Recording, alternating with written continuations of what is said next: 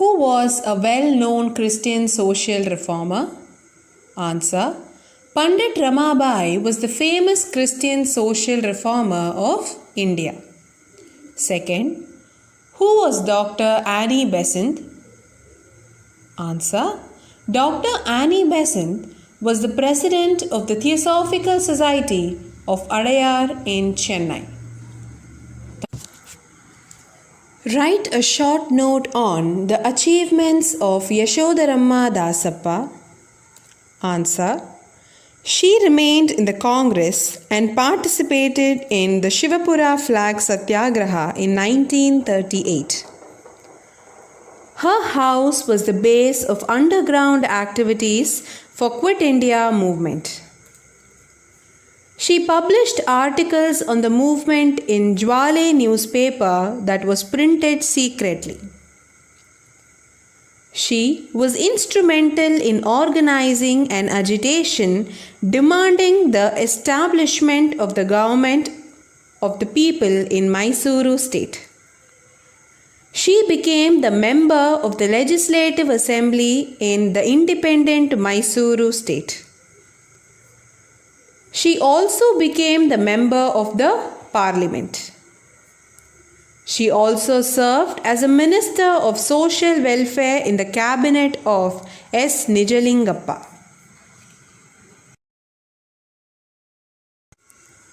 Who was the author of Stree Purusha Tulana?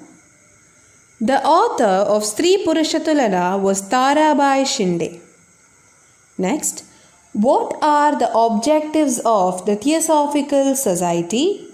Answer. To inculcate universal brotherhood by eliminating discrimination. To study dharma, philosophy and science through comparative approach.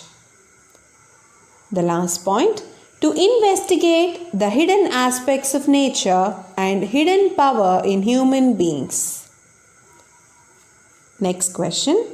Multi-talented Kamaladevi Chattopadhyaya is Karnataka's pride. Answer. She is a multi-talented person from Karnataka who played an important role in national politics. Second point. Influenced by Gandhiji and Sarojini Naidu, she participated in the National Non-Cooperation Movement. She walked the streets of Allahabad by holding the flag and raised slogans against the British government. She participated in the Salt Satyagraha. She was not only a freedom fighter but also a social reformer, feminist, writer and a film actress. Satyashodak Samaj was led by dash after the death of Jyotiba Phule. Answer. Savitribai Phule. Second, Annie Besant founded the Central Hindu College at Banaras, which was later known as dash Banaras Hindu University is the answer. Kamala Devi was awarded the Padma Vibhushan in the year. The answer is 1987.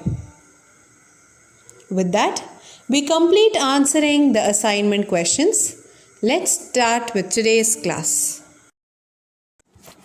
When people in power make an attempt to implement anti-people programs and projects. So what is anti-people, children? So something that is done against the interest of the people.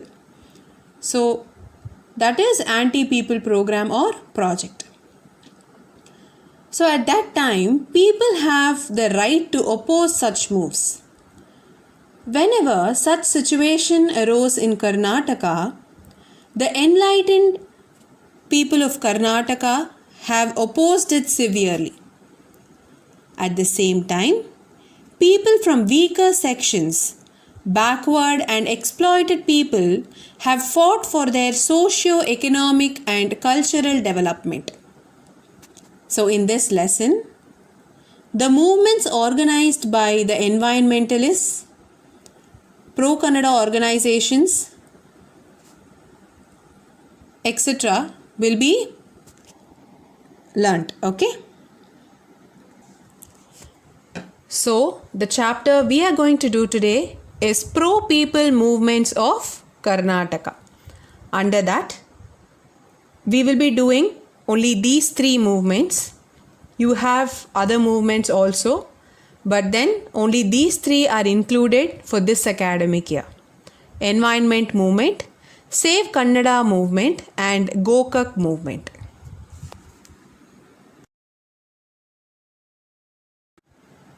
Now I have a question for all of you. Can you all think and tell me what all we require to survive? Or in general, what do living beings require to survive?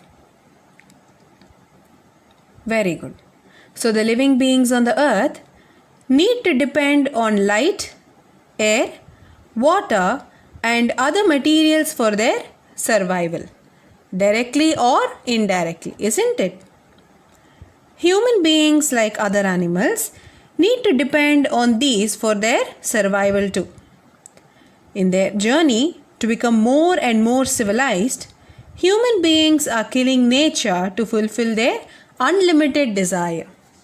You all agree with this? Aren't we using everything that is available in nature for our survival? We are even exploiting nature now for our survival. Correct? In spite of realizing nature as a wonder to be appreciated, we are using nature only as a raw material. As a result, whatever was very common in those days, like the birds that were seen, that they could see in those days, their nests, all those have become a very rare sight now. Industrial revolution, trade and commercial revolutions have severely affected our environment. The big industrialists are all desperately trying to establish their control over the natural wealth. As a result, there are new problems that have cropped up. Communities are becoming victims of new health problems. Millions of people are facing serious problems because of the destruction of natural wealth. During the second half of the 20th century, environmental awareness movements started in order to enlighten people about the importance of environment. In 1970, the environmental movement started as a global campaign and it has also reached Karnataka.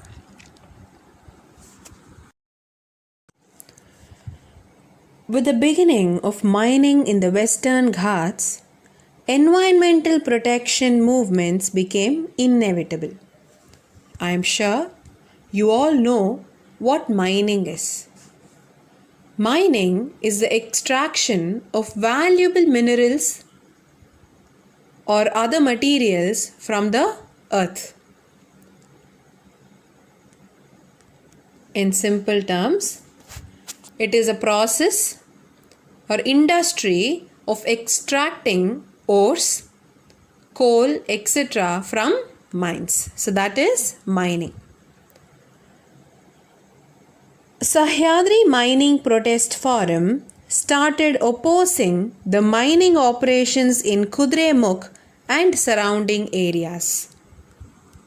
So why did people actually oppose mining? Because mining causes a lot of impact on the environment. So it results in erosion, loss of biodiversity or contamination of the soil, groundwater, that is, it can even make the water unfit for using, and surface water by the chemicals emitted from the mining process. So that's why the Sahyadri Mining Protest Forum started opposing the mining operations in Kudremukh and the surrounding areas. The central government had started an iron ore processing unit. Due to this, the Bhadra river got polluted at its source itself. As a result of this struggle, the government was forced to take certain environmental protection measures. The Tunga River Protection Drive agitation started after the people realized that the river was getting polluted. The movement Save the Source of Tunga River began as the river was getting polluted by the iron ore processing unit. Factors that affected the environment. The Industrial Revolution, trade and commercial revolutions have severely affected the environment.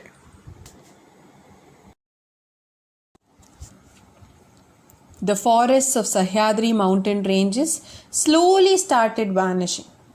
To grow and protect the trees and to prevent their destruction, movements like Chipko and Apiko started in various regions. So Chipko movement was started by Sundarlal Bahuguna in 1973 and Apiko movement was started by Panduranga Hegde in 1983. Both are similar movements. These movements means embrace, that is, to grow and protect trees and to prevent their destruction. This movement was started in Karnataka. The forest department started planting imported plants like Nilgiri and acacia. This project is called social forestry. So the planting of selected trees and plants by the forest department is known as social forestry. So the forest department started planting imported plants and trees like Nilgiri and acacia. The environmentalists protested against the planting of such trees and plants as it would push the groundwater table level down.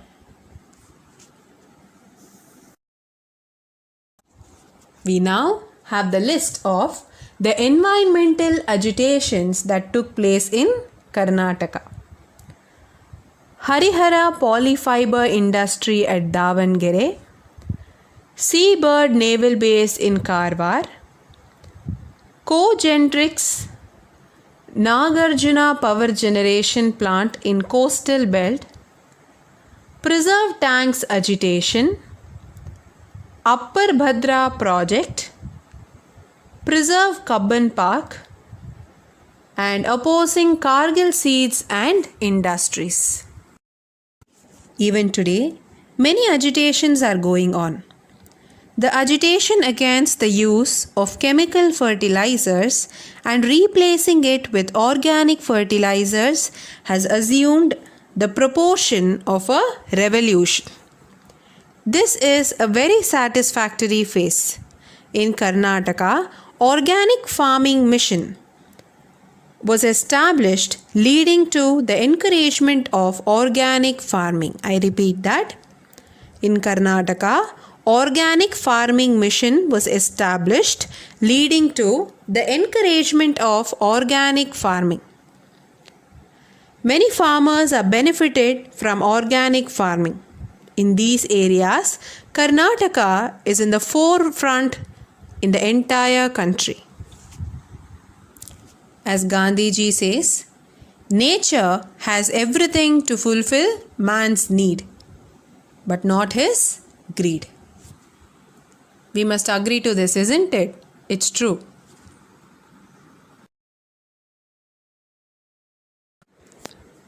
Now I'm sure you all know who this is. She is an environmentalist. Can you guess? Yes, right. It is none other than Salu Marada Timmakka. She is 105 years old from Karnataka. She has planted over 8,000 trees in over 80 years. She is known for having grown about 400 banyan trees on a 4-kilometer stretch. Though she is an illiterate, she has educated everyone around her about environmental protection. Children, I have given you the latest update. There is a difference in number in your textbook as it is an old edition. So this is the latest details on Salu Marada Timmakka. Okay. We then move on with Save Kannada movement or Protect Kannada movement. So under Pro People movement, we had 3 topics, subtopics under that: environmental movement, Save Kannada movement, and Gokak movement, isn't it? So we are doing the second subtopic now, Save Kannada movement or Protect Kannada movement. The Karnataka integration movement brought confidence and sense of unity among the Kannadigas.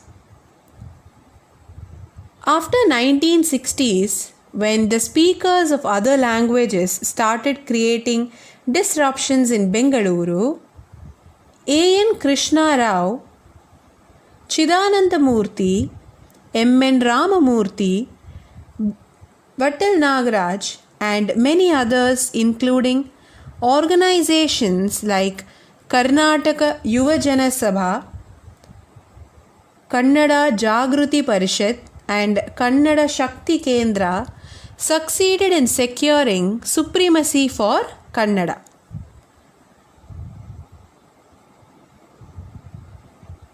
In addition to these organizations, many other associations are active in preserving the Kannada language's identity and culture.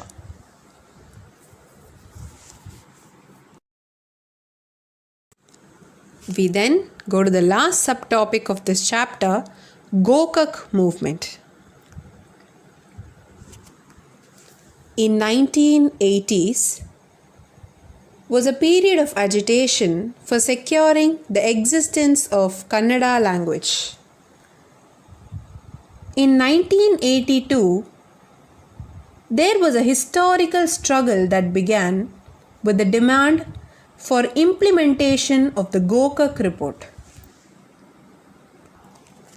You will get to know what this report mentioned as we move on, okay?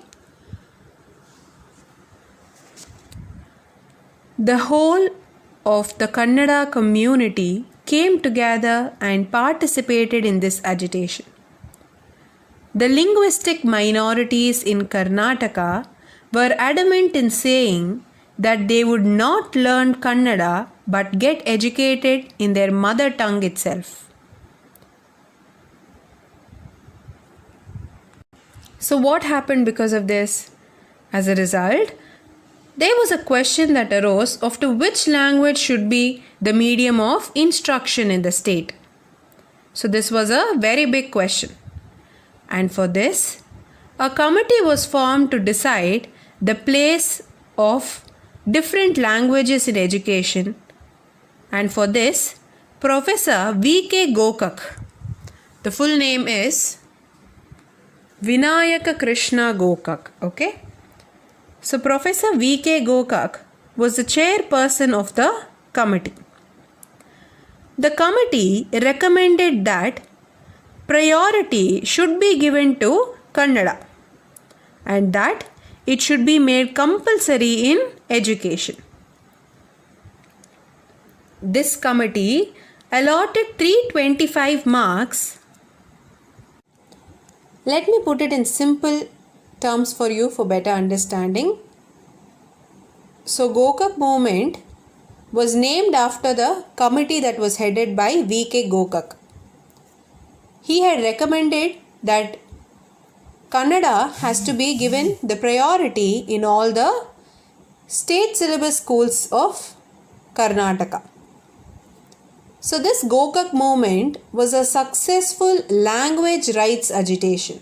So they fought for the language.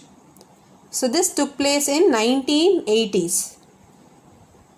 they fought for the first language status of the Kannada language in the state of Karnataka. I hope it's clear now. So for this they started a committee and they tried to recommend that Kannada should be given the first priority in the state. The committee recommended that the priority should be given to Kannada and that it should be made compulsory in education. This committee allotted 325 marks for the three language formula. Now you have the first language, second language and third language, isn't it? So that is three language formula and the committee allotted 325 marks for the first three language formula. It also recommended that in the three language formula, Kannada should be the first language with 125 marks. But then this Gokak report was not accepted by the government. And because of that, intense agitation under the leadership of the Kannada cine artist Dr. Rajkumar took place throughout the state. Senior writers like Kuvempu, Patel Puttappa and others extended their support to this agitation. Now let us just look into some slogans of the Gokak agitation. Name is Karnataka, let the breath be Kannada. Let Kannada thrive, towards that we strive. Implement Gokak report. Let Karnataka be filled with the fragrance of Kannada. So these were certain slogans of the Gokak agitation. And there were many more also.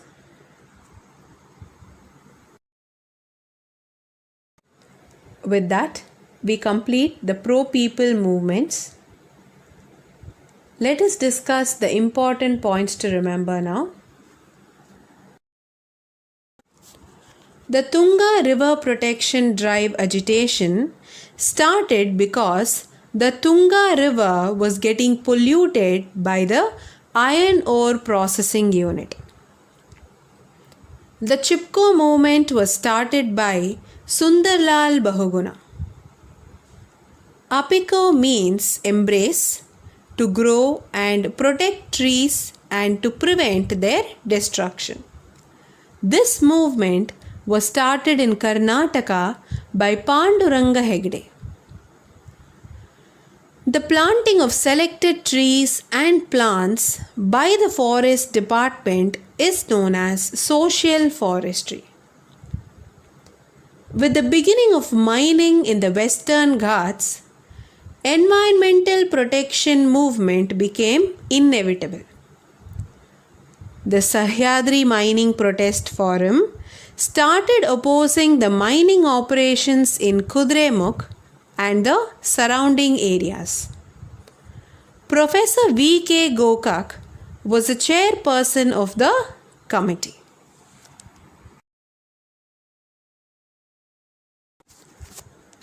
Slogans of the Gokak agitation.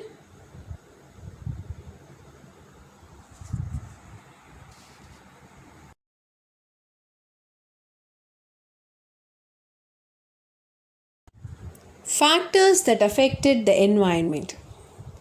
The Industrial Revolution, trade and commercial revolutions have severely affected the environment.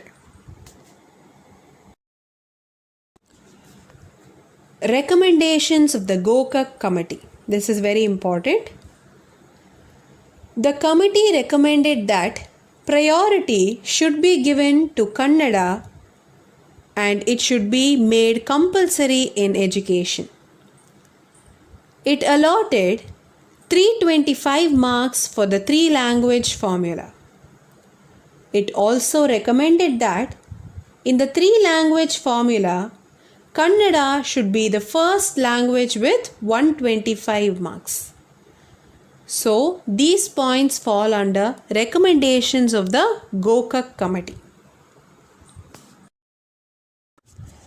We will now move on with the second chapter of today's class, Integration of Karnataka and Border Disputes.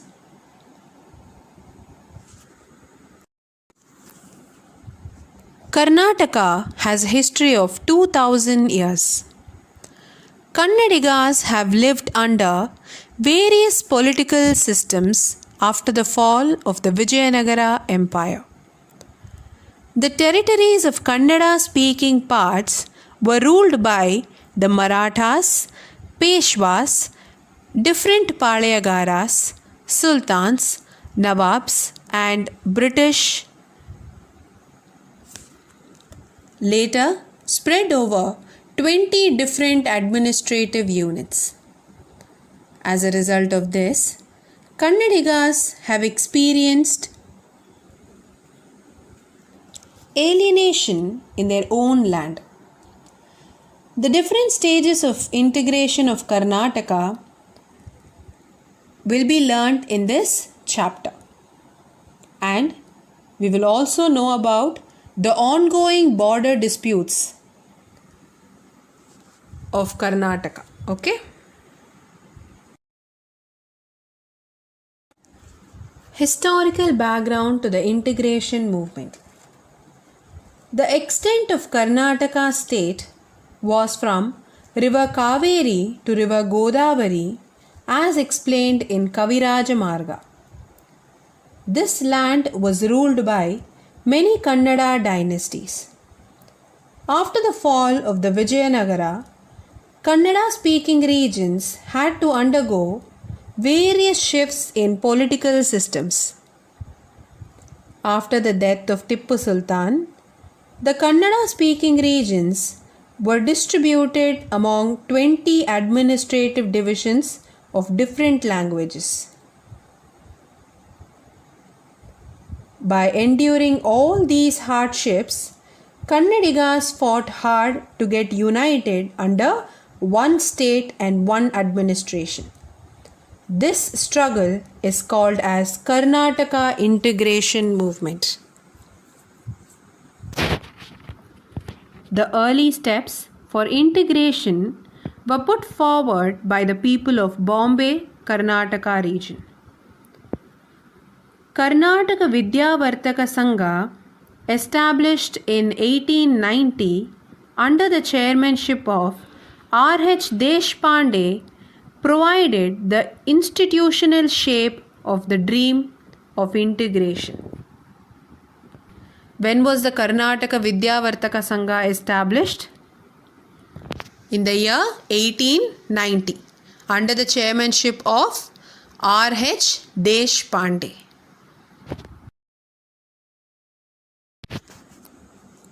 Kannada Sahitya Parishad was established in 1915 in Bengaluru. It aimed at facilitating the progress of Kannada language and literature and also adding the integration of Kannada speaking regions. Karnataka Ekikarana Sabha was started in Dharwad in 1916. These organizations continued the struggle for the integration. In the National Convention of Indian National Congress at Belagavi in 1924, Huyilagola Narayana Rao formally initiated the process of Karnataka integration process by singing Udayavagali Namma Cheluvu Kannada Nadu. I repeat, Udayavagali Namma Cheluva Kannada Nadu. It was written by Huyilagola Narayana Rao, which means let our Kannada land be arisen, as a welcome song. Gandhiji, who was the president of the convention, extended this support to integration movement. The integration movement worked in the favor of the freedom movement. Post-independence integration movement. The dream of integration that started half a century ago became a reality only in the post-independent India in three stages. Stage 1, 1947 to 1948. Before independence, there were two types of political establishments in India. One was the British provinces and the second was the princely states. The Constituent Assembly, instead of structuring the states on the lines of language, divided India into four units, namely A, B, C and D. Based on this division, the 20 administrative divisions of Karnataka were redistributed into 5 categories: Mysuru, Bombay, Madras, Hyderabad and Kodagu. I repeat, the 5 redistributed categories: Mysuru, Bombay, Madras, Hyderabad and Kodagu. So these were the 5 units. The first step towards integration was achieved through this.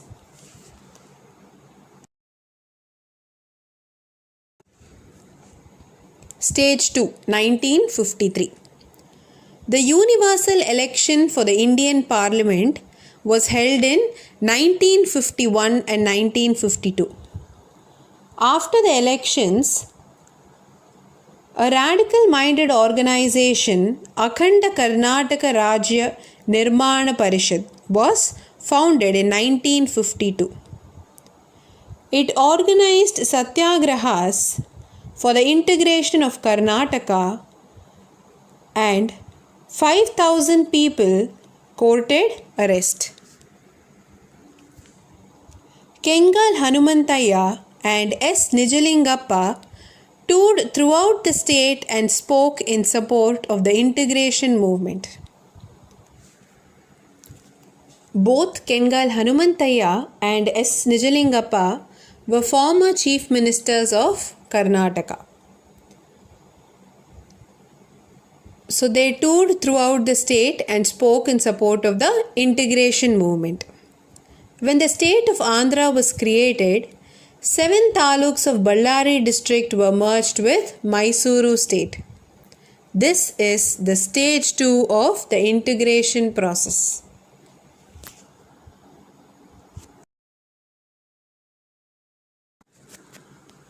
We now move on with the final stage of integration, stage 3.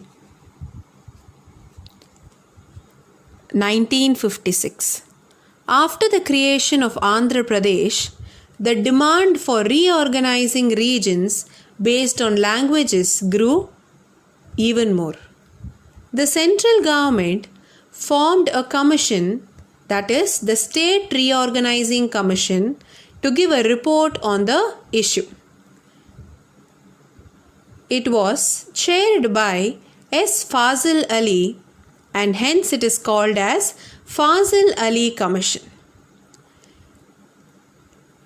The commission presented its report in 1956. As a result, the reorganization of states took place based on the language and the ease of administration. All the political parties accepted the report of the commission, but they also opposed the move to merge Kasargodu with Kerala and some taluks of Ballari with Andhra Pradesh. Since the central government accepted the report of the State Reorganizing Commission, the Vishala Mysuru state came into existence on November 1st, 1956.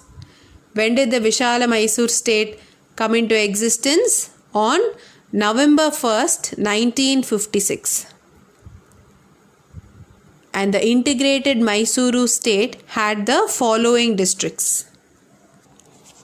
10 districts from old Mysuru state: Mysuru, Mandya, Bengaluru, Kolar, Hassan, Tumakuru, Chikkamangaluru, Shivamoga and Chitradurga. From Bombay region, we got Belagavi, Dharwad, Vijayapura. From Hyderabad region, we got Gulbarga, Raichur and Bidar. From Madras region, Dakshina Kannada, Ballari, that is joined when Andhra was formed during 1953. Totally 19 districts were there. Today there are 30 districts. S. Nijalingappa became the first chief minister of Vishala Mysuru state. Later, when D. Devraj Urs became the chief minister, he renamed Mysuru state as Karnataka on November 1st, 1973. Okay. Border disputes. Since the reorganizing of the states based on languages was done at the national level, many Kannadigas living on the borders had to suffer injustice. Though they were majority in numbers, they had to become minorities as they were integrated with other language regions. Kasargodu of Kerala, Alur and Rayadurga taluks of Andhra Pradesh, Hosur and Talavandi of Tamil Nadu, etc., though had Kannada speaking majority, but still had to remain out of Karnataka.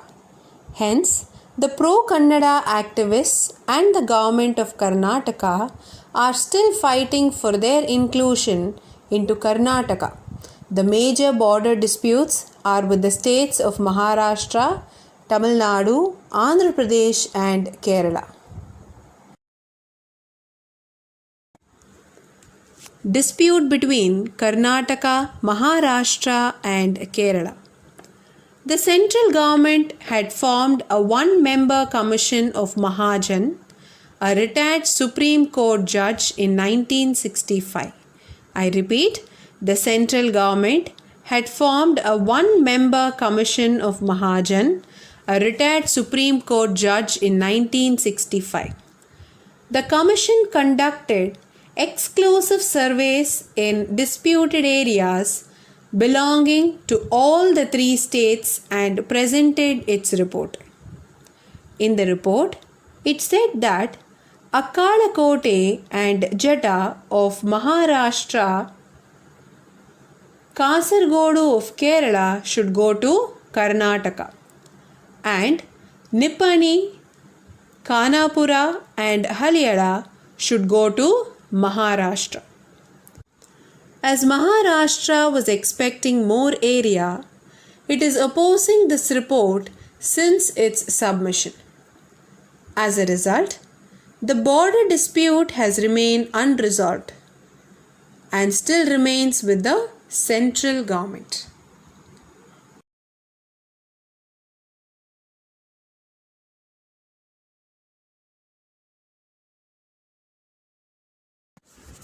With that, we complete integration of Karnataka and border disputes.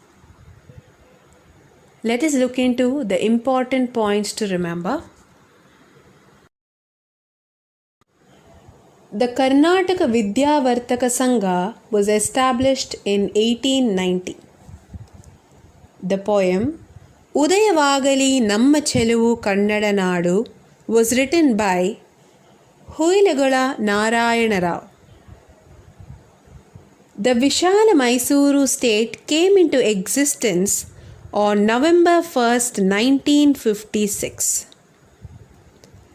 When D. Devraj Urs became the chief minister, he renamed Mysuru state as Karnataka on November 1st, 1973. The Kannada Sahitya Parishad was established in 1915 in Bengaluru. Karnataka Ekikarana Sabha was started in Dharwad in 1916. Gandhiji was the president of the National Convention of Indian National Congress held at Belagavi in 1924. S. Nijalingappa was the first Chief Minister of Mysuru State. Mahajan Committee. In 1966, a one-man committee under the chairmanship of Mahajan was appointed by the central government to study the border areas between Maharashtra and Karnataka and make recommendations. This report recommended that Belgaum should remain a part of Karnataka. With that, we complete the important points to remember. Let us now begin the assignment. Why did the movement Save the Source of Tunga begin? Second question. List any two movements relating to the protection of the environment. Third one. With the beginning of dash in the Western Ghats, environmental protection movements became inevitable. Fourth, what are the factors that have affected the environment? Next, who was the chairperson of the committee formed to decide the place of different languages in education? Next, what are the recommendations of the Gokak Committee?